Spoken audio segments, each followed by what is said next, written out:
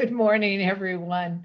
Actually, let's start right there on the subject of our morning or whatever time schedule you may be rising from sleep, because it's those first few seconds to a minute when you open your eyes that are going to be very important how you begin your day and how you navigate your day thereafter. Now, I'm laughing because I have a fly flying in the house in front of the screen and light.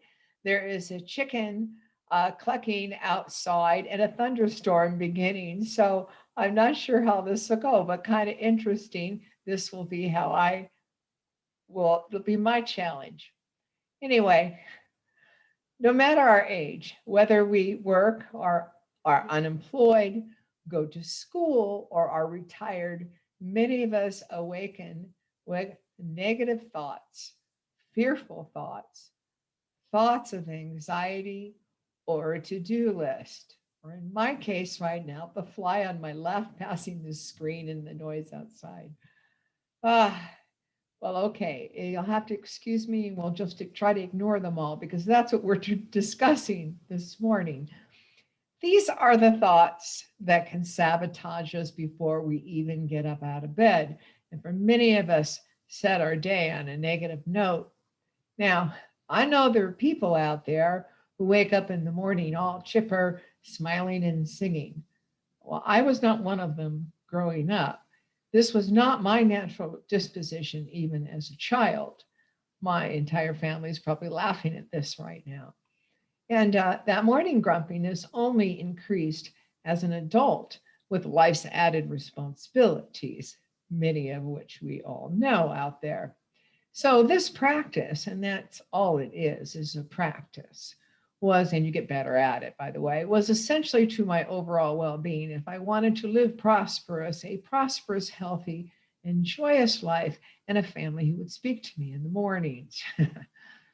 Now, realize that some of you may need to rise before others in your household to find that minute or so of quiet time to breathe in the morning and begin to deliberately tell yourself what you want to hear about you and the day. But now remember, the first thing you want to do when you open your eyes is open them up to peace and calm and not the grocery list and the worries of the day. Remember, our thoughts affect us, whether they be good or bad. They affect our personal lives, our health, our finance, and our businesses. So, beginning the day the best you are able is a win win situation. Now, I know this almost sounds like a corny breakfast commercial, but stay with me here for a minute.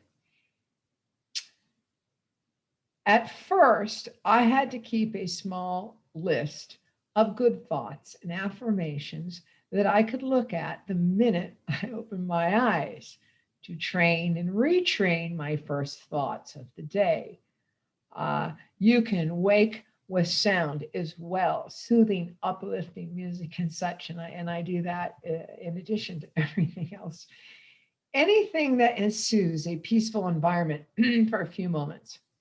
Now, thankfully and oh so gratefully, it has become a natural process for me that has become effortless and that I now use throughout the day as well. You will find you will use these tools that we'll be talking about in the series from the morning you wake up, from the minute you wake up in the morning until you close your eyes at night. And it's to keep that joy and peace throughout the day. And in the meantime, you'll be growing and not even know it. You know, there are many videos out there, by the way, to help us learn to level up ourselves, whether spiritually or scientifically, to teach us to meditate, to pray, get clarity, and feel more grounded. Actually, these days, both spirit and science are complementing one another in concept and practice. Either way, what you tell yourself, what you believe to be true for you is. What you tell yourself and what you believe to be true for you is. Call it law of attraction, call it karma, the power of mind, or call it the laws of God, Moses, and the universe. Romans 12:2, love it. Romans 12:2. Do not conform to the patterns of this world, but be transformed by the renewing of your mind. Philippians 4:8. Finally, brothers and sisters, whatever is true, whatever is noble, whatever is right, whatever is pure, whatever is lovely, whatever is admirable, if anything is excellent or praiseworthy, think about such things.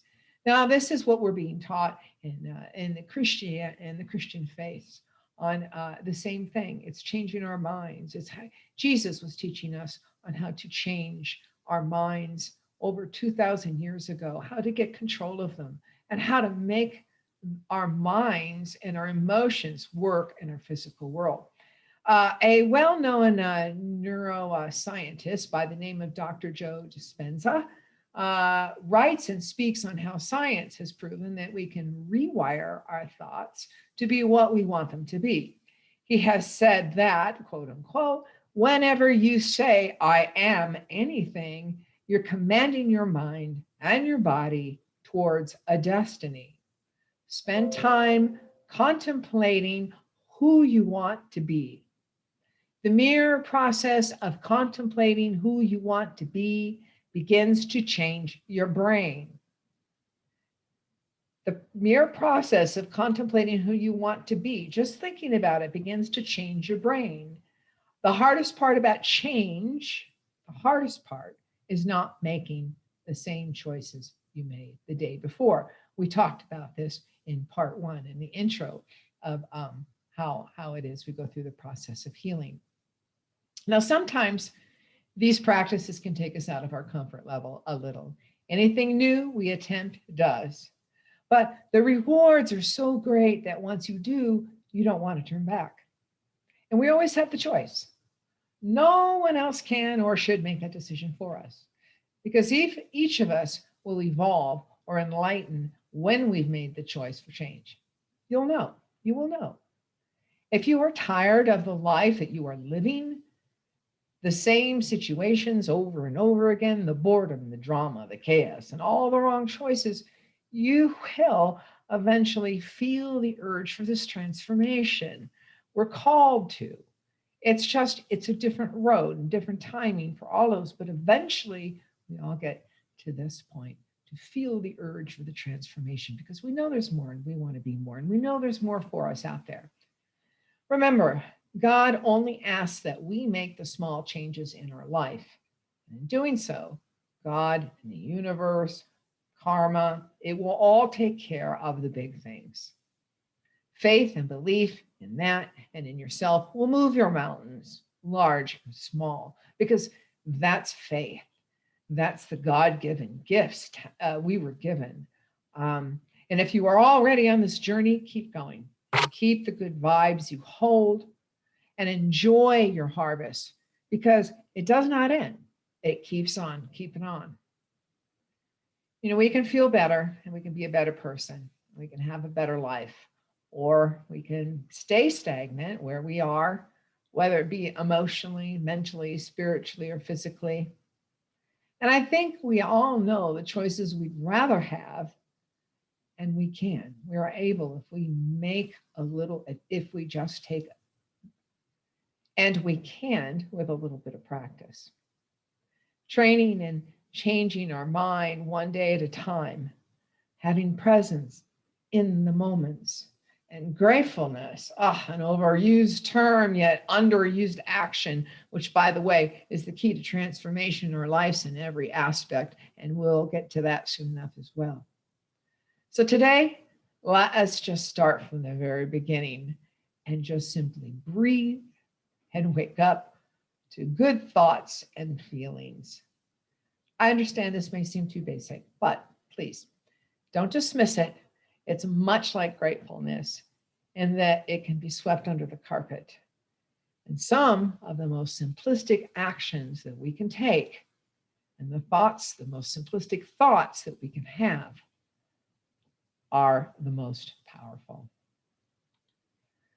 May you continue to walk in the love and the light of God I hope the rest of your day is filled with good thoughts and good ways and with many, many blessings.